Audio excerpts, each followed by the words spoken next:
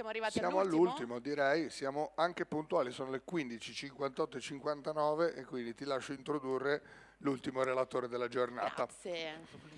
E allora, diciamo così, gli attacchi iniziano sempre da un piccolo dettaglio, spesso un link, un bug, un accesso secondario. Ettore Bordoni, che invito a salire sul palco, eccolo, facciamogli un grandissimo applauso anche perché è giovanissimo, che chiude questa sessione incredibile dei talk.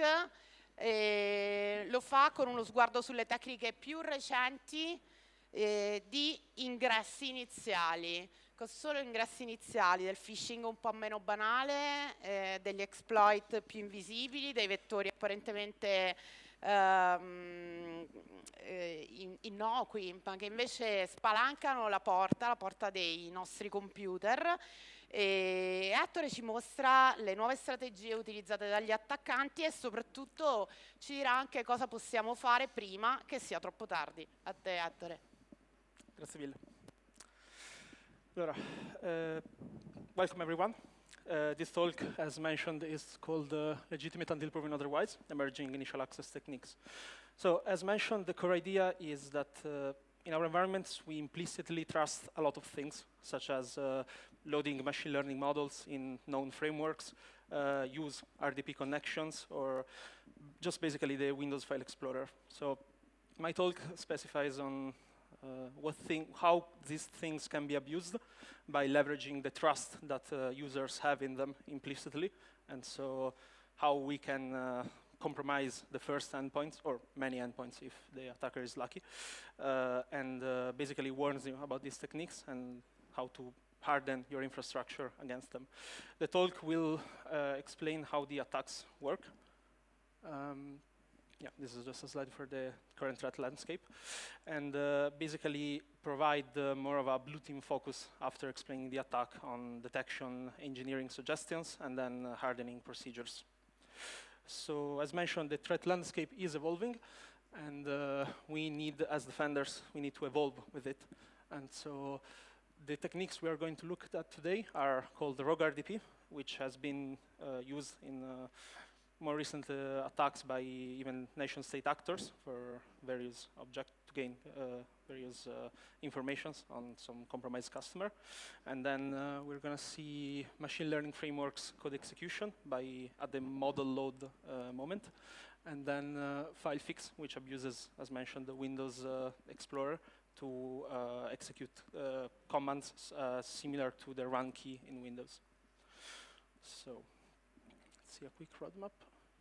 This is what we are going to be seeing again, as mentioned, and we can start with the first attack. So, rogue RDP. The core idea behind it is that the RDP is implicitly trusted. Like, a lot of organizations are enabling it not only to connect from one endpoint to another locally, but also have left it kind of unchecked to for machines that are connecting outbound to public IPs or servers. The concept is that we are going to be abusing the default Windows RDP client, MSTSC, and we can basically consider this as a way that allows a machine that interacts with a .rdp file that can be shared via email, for example, or basically any way. And the core idea is that the compromised victim machine connects back to an attacker-controlled server, and that allows if the file is properly created, to create kind of a drive redirection from the customer or the victim's hard disk to the attacker server. And the attacker server actually has the ability to crawl the files, to access every file on the local drives and the shared folders with the same level of access as the victim's account. And it cannot arbitrarily execute code on the victim's machine, but it can drop files and, for example, in an autostart location, and then additional malware can be placed in various folders in the system. As mentioned, the RDP config file is implicitly trusted and has a chance to also be contain a SSL certificate, and that allows it to bypass some default check that the MSTSC client implements, such as warning the user that they are potentially using an untrusted connection. That does not happen if the SSL certificate is present. And then, again, as mentioned, the attacker server has a direct drive access. In a lot of attacks, you can also place a PI-RDP proxy in between the victim machine and the server, and that allows you to automatically configure the proxy to basically perform automatic crawling or drop some files, access the user clipboard, based on how the level of access the attacker has or has configured in the RDP file. So I'm going to talk a bit more about PI-RDP. It's basically a pen testing tool that's been used in a lot of attacks. As mentioned, it does allow you to perform a variety of actions, such as, again, stealing credential hashes if there are some present in the machine. And then you can also, as mentioned, crawl and perform basically an automatic scan of all the folder that the victim's user account has access to. You can just see them and automatically exfiltrate some credentials. So, for example, you can have some hard-coded hard-coded keywords such as password.txt, for example, and they will get automatically exfiltrated. And then on the server, RDP server, you can automatically perform some actions that will, of course, not be logged on the victim's machine, even by the ADR, for example, because, again, they are executed on this RDP server, and such as the crawling operation or just present some information to the user or make the user perform additional actions once he or she landed on the server. And that allows you to gather potential additional information. So this is a POC. We can see, for example, the standard account receives an email asking for this AWS security scan, but it could be a request from the tech support that asks the instruct the user to perform some activities or connect back to a server, install new VPN certificates. You can be creative with it. And the second image is an example of the actual structure of the RDP file.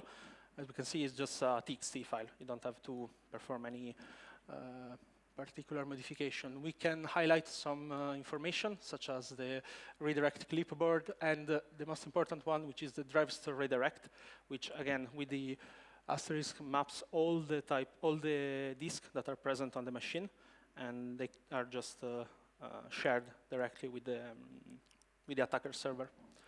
And then, again, by redirecting the clipboard, the whole content of the user clipboard is shared with the RDP server. So any additional sensitive information or copied password or anything that the user may have present there can be also exfiltrated.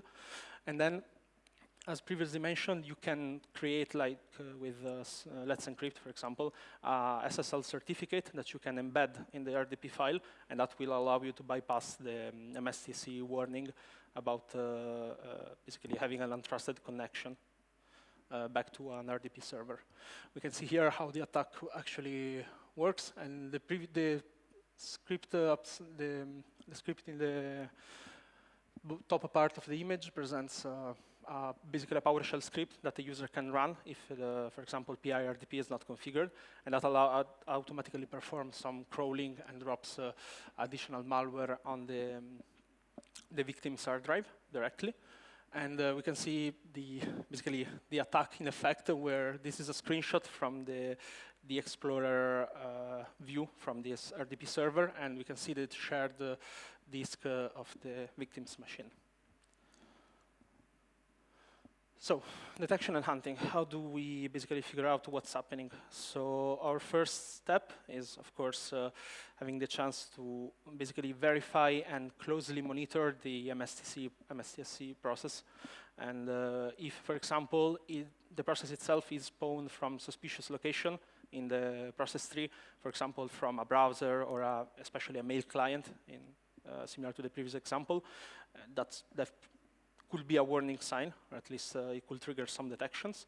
And then, of course, if we have any machine on the network that's connecting, making like RDP requests or connections, especially successful connections, to a public IP or domain, that will definitely be a warning sign. And then if we see the actual, for example, RDP clip process that spawns once the RDP connection is successful, making a higher level of request, that could be, probably is the sign of, for example, crawling activity on the ongoing crawling activity on the victim's machine. On the more specific details, we can see we have a bunch of files we could log, event IDs we can log, especially, again, focusing on the RDP client that are present by default in Windows. And that allows you to verify all the RDP connections so that your SOC or forensic analyst or incident responder could check what's actually going on in the infrastructure at the moment and verify if the RDP connections are legitimate or they need to investigate further. Additionally, we have the chance to, of course, you can check the prefetch and jump list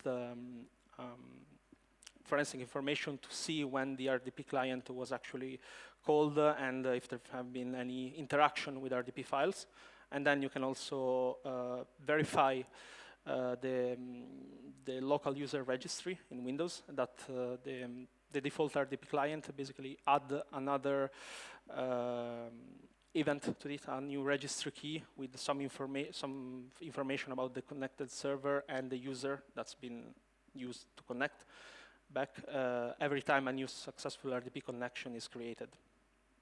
So moving on to hardening, we have a lot of operations we can do. Of course, the basic one will be to block RDP files if you don't have a very valid reason to use them. You can block them from, for example, as mail attachments. That's the most common attack vector we've been seeing. So by just not having the chance, they cannot be exploited that way. And then you can closely monitor the RDP client you're currently using. For example, create firewall rules that block the outbound connections from, for example, all the endpoints, and maybe have just a selected few management endpoints that are allowed to connect back. And then, of course, the additional thing you can do is use GPOs to block the redirection of drives and clipboard, for example, company-wide. And then you could also use the SSL certificate flag to basically only have a whitelist of allowed certificates that can be used. So you can just double check if the RDP file is legitimate or it's coming from outside your organization. Yes. This is an additional example of the GPOs you can use and where you can actually find them, and then just what you can do to harden your infrastructure. Moving forward to machine learning framework RCEs. So we are actually going to be talking about the exploitation and weaponization of model files. So we have the two most common machine learning frameworks are PyTorch and TensorFlow, for example, and they both have standard model loading procedures and model files that are surprisingly common in some areas, and they can both be exploited, in particular by using serialization, and that allows you to basically modify an existing file or an existing model by injecting malicious code in it, or by directly creating a new file, a new model file that's also malicious. That allows you to essentially use for example, in TensorFlow, the Lambda layer to arbitrarily execute code. There is a safe mode, but it can also easily bypass, as we're going to be seeing soon. And additionally, you can also, you have to remember that models are basically code. So they contain Python code, and they are sometimes implicitly trusted that are not going to be containing malicious code. But again, if you don't check specific areas, they can be exploited. And more specifically, talking about serialization. So that's the process of converting objects, bytes, to transfer data. Transferring objects into bytes, and basically it allows you to more easily transfer data in standard patterns. And PyPickle is basically the standard Python serialization format, and that's what we're going to be exploiting and talking about more today. They are often used, for example, in torch save or torch load in PyTorch, and TensorFlow has similar ways of exploiting them by using an older file format that's still currently supported, such as H5 files. And again, there are safer ways to perform this type of analysis, this type of model sharing and model creation, but it's kind of considered the standard at the moment for the flexibility and the usefulness of it, basically. And the performance gains are also quite significant. So, moving forward to the PyTorch model backdooring. So, we're going to be using the reduce function that's being called during the serialization and deserialization procedures. And essentially, as the example show, we can modify it and include every type of custom code we want in it. And then by calling the reduce function, we can actually have PyTorch, for example, execute the code. And we are also able to modify later a fully created PTH file by injecting the code into the model and then just sharing it with a user. And while the user does not necessarily see any difference in performance or in the chance to run the model, while the model is running, during the load procedure, it also loads our malicious code. And we're going to be seeing a specific CVEs. So before, a couple of years ago, this was the standard procedure, even in PyTorch. And then they added a safe mode, which allows you to not, while loading a PTH file, it will not load the Python code, and you will also be only be getting the model weights, which is not ideal for all the application you could be using the model for. You had in mind to use the model, but it was definitely safer. But some more recent CVEs also allow you to modify additional components of the model and basically bypass this safe mode. And additionally, so by moving forward to H5 and Lambda model abuse, this is more specifically a Keras abuse, but again, Keras is also the default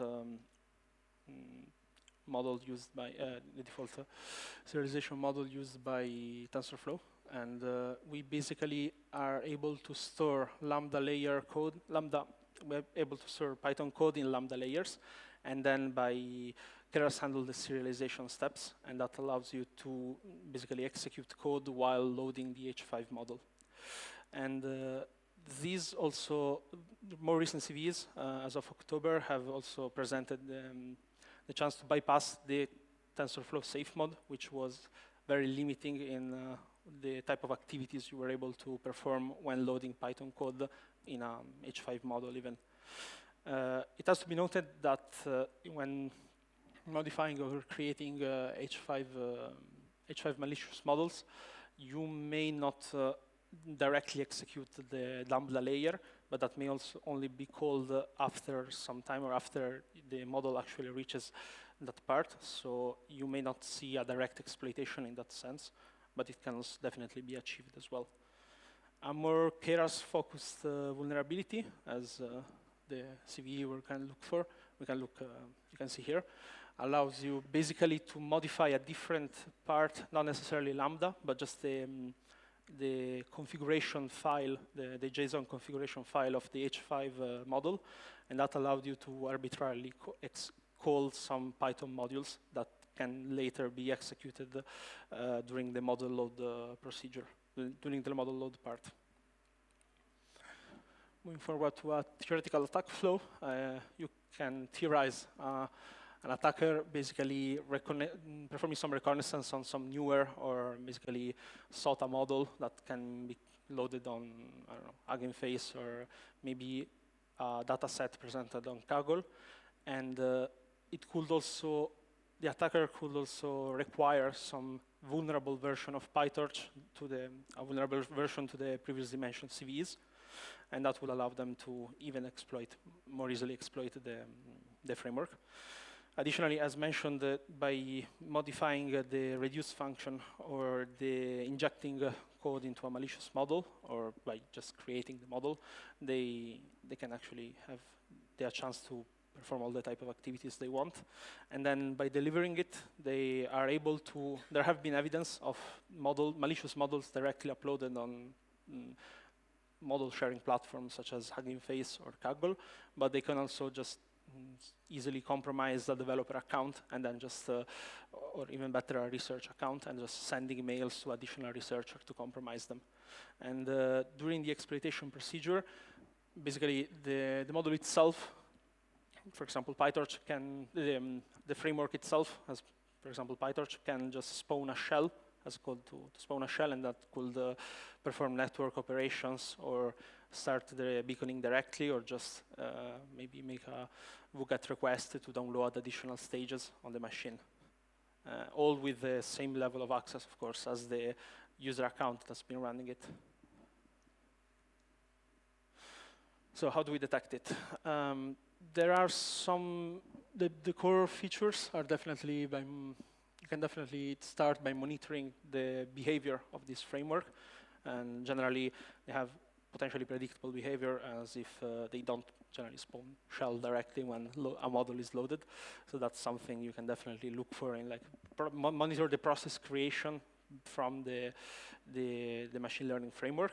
And then if they perform any type of additional network connection to public IPs outside of a whitelist you may have specified, or outside the known domains, that could also be an indicator that the infection is running, or it's attempting to download a later stage payload. And there are some tools that have been created and that are being implemented in known model sharing website, for example, such as PickleScan, which allows you to monitor the type of import a model does once it's being run. So any type of suspicious import may be a warning flag. And of course, you can also calculate the file hash of known legitimate models that are being used by your data scientist or data engineer, for example. And anything outside of that could be a sign of a modified model. And then if you want to perform additional analysis on the actual models, maybe that are being flagged or wrongly flagged, you can use tools like flicking to actually unpack the model and examine the bytecode to verify if any suspicious code is present, or any suspicious pattern may be present in the model. So, hardening. There have been a lot of options about safer serialization formats. One that's been, I guess it's kind of popular, could be safe tensor. So by switching your serialization format from known vulnerable, let's say, framework, you can definitely improve the chance that the model will not be subject to injection or modifications. And then, of course, there are only download and run models from trusted known sources, and don't download them from the web. And then a really good answer would be to test the model before in a sandbox environment, where the damage may be, of course, limited, and before actually deploying it to your production pipeline.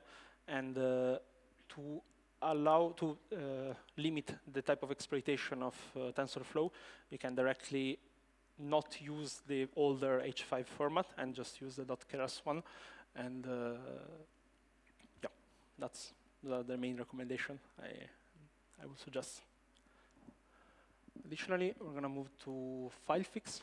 And this type of attack has been theorized more recently, but we've been seeing huge adoption more recently. It's getting more and more popular. It's essentially a variation of ClickFix, and that allows you to perform, basically abuse the trust that the user may have in a prompt that's being presented to him, and making him interact with the Explorer address bar and that allows you to arbitrarily run or call commands, for example, PowerShell or CMD, and run directly the code in it. That has a lot of advantages. By calling it, by calling Explorer directly, you don't have the mark of the web flag on any potential file that may be downloaded using this technique. And also you exploit the implicit user familiarity with the UI of Explorer, and that allows you to have a higher success rate and not making him perform activities with a run key, for example. And we'll be seeing, again, as mentioned, some recent cybercrime actors using this type of vulnerability as the first initial access to then deploy more advanced ransomware. So how does it work? The initial access, the initial steps are very similar to ClickFix in that it basically presents the user a prompt or blocks the user from accessing a website to perform certain actions. And more specifically, by considering that it's Explorer, it's abusing the trust that a user has that some documents have been shared to him, or maybe an internal HR memo that will suggest the user to interact with a certain file. And the user can just paste it in the Explorer address bar and access it, while then, of course, it's executing malicious code. Again, once the user directly interacts with the malicious web page, the web page can directly copy and paste some command in the user clipboard, and so it can just paste it in the address bar and execute it. And that allows you to, again, for example, we've been terrorizing the abuse of PowerShell, in this case, an encoded command, for example, and that then leads you to the payload development, to the payload deployment and execution. Additionally, here we can see a POC. So this is just a web page I created that instructs the user to perform certain action, like opening File Explorer and copying the string that you can see here. That's just the PowerShell string. That's the code that's been actually executed. And then you see the part, there are a bunch of white spaces, and then the standard comment in PowerShell that then present to the user only the path in the file system. That's not, of course, being run. And when the user actually interacts with it, it just sees it could open a decoy file, for example, that's being downloaded, but the PowerShell code is also actually executed. So that leads you to a breached machine, potentially. So how do we detect it? There are various ways to do it. The first thing, of course, again, is monitoring the behavior of Explorer during day-to-day activities. And so again, maybe CMDs or PowerShell instances being spawned from a browser. That's definitely suspicious. Or Explorer being called and then just straight from a browser and then running code directly in a shell. And then you can also monitor the user clipboard when it contains some string of commands that also include a lot of white space padding that then could be a suspicious pattern for this type of attacks, especially if they also match some known path to a system and then a comment before it. And about the logging, you can monitor, again, process creation, and then basically focus on the PowerShell script block logging and process creation in general with, as mentioned, command lines that include the white space padding and then some system path. An additional forensic focus is using the registry type path, which allows you to monitor the most recent file paths that are included in, that are being written to Explorer, to the Explorer address bar, and that includes, for the majority of times, the actual malicious command. As you can see here, we just see the PowerShell in between various legitimate file paths. And that's definitely a sign that this technique has been used. For the hardening, a lot of recommendations are similar to ClickFix, actually. So if you can disable the run key in Windows, do it. Sorry. It doesn't have, it just blocks both the ClickFix exploitation and the address bar. The Explorer address bar uses the same run key conditions. So by disabling one, you also disable the other. And then a really good example, if you don't have the need for complex PowerShell script, especially on normal user machines, you can just use the constraint mode for language for PowerShell, which limits, of course, the capabilities of the instrument, but also severely limits the chance an attacker could abuse some more complex features in it. And then, again, of course, you can restrict PowerShell scripts and integrate an application allow list that blocks a lot of the features abuse we've been seeing with this type of techniques, for example. But realistically, the best way to avoid this type of attack is having tabletop simulation with the actual user and just instructing them to double check every time that they receive an email with a shared document, or just interact with a web page that asks them to open Explorer to interact with a document, for example. That's definitely the best way. Here you can see some screenshot of what actually, by disabling the Windows run key, if you try to paste the PowerShell command with the padding inside Explorer, it just does not allow you to do it.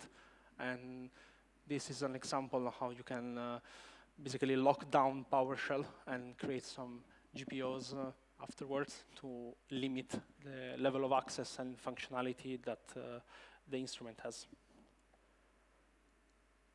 So by recapping the presentation, we've been seeing a couple of techniques, and my main recommendation for them, just as a quick recap, for rogue RDP, I definitely recommend you block the RDP files as an attachment in mail file server, for example, and that you severely limit the type of machines that have access, that can perform outbound RDP connections to public IPs.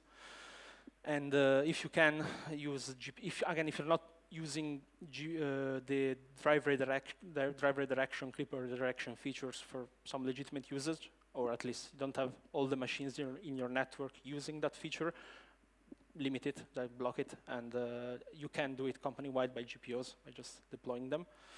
And then you can also whitelist SSL certificates and have basically an allow list of those, and just upgrade all the RDP files you're currently using, your legitimate RDP files, and have them include the actual legitimate SSL certificate of your company. For machine learning frameworks RCEs, it's generally always double check a model before executing it.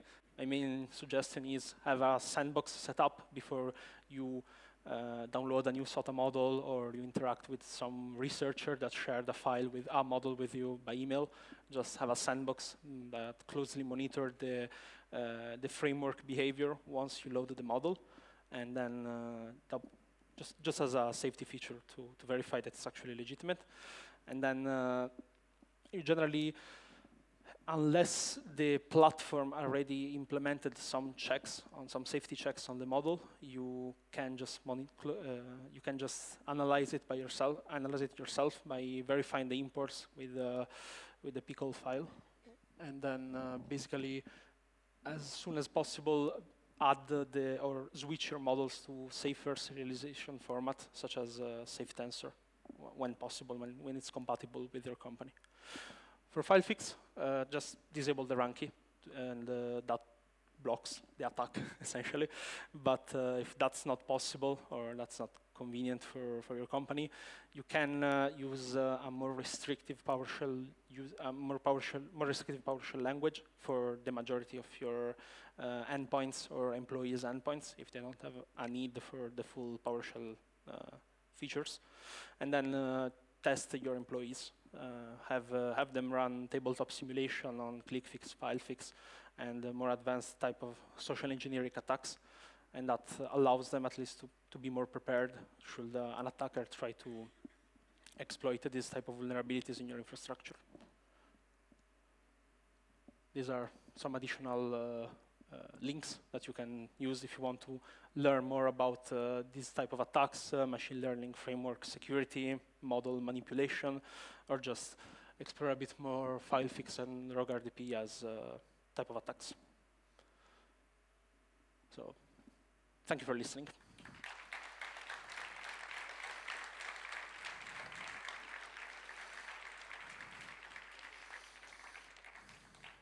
Or if there are any questions, I don't know. Hi.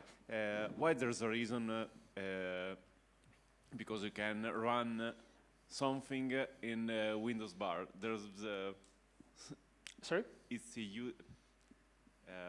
I think it's useless. Run a command from the address bar in the Windows Explorer. Well, the idea is that you basically use the address bar as a way. It's basically why it's enabled as default? That's a very good question. I also had, if there's anyone working on Windows, I would like to ask them as well. But no, but it's a feature abuse. It's something that could be used for legitimate purposes by, I don't know, accessing maybe some web shared resources or something. But again, as mentioned, it can definitely be exploited directly. And additionally, you can also have you can create a phishing page where you instruct the user to upload a file, for example, directly when you open it in Chrome.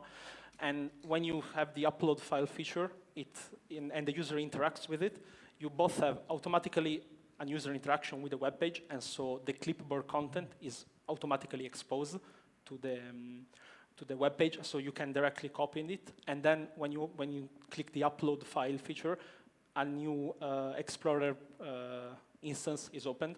So you just have the clipboard of the user directly with the malicious command and the Explorer page open. And so the user just has to paste the command and press enter, and you have PowerShell executing code, PowerShell or whatever else you may need. Qualcun altro?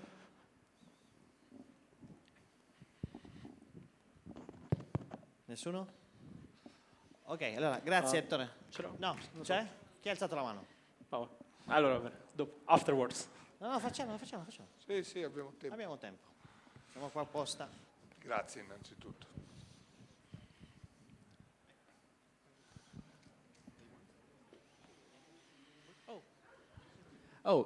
Yeah, sorry. Just wanted to comment on the stuff in the Windows Explorer at the top. Me working in Windows sometimes, I oftentimes use it to just open CMD from Explorer. It's pretty convenient. That's it. Don't have any questions though. Yeah. Okay, thank you. So it was very interesting. We found the legitimate use case for it.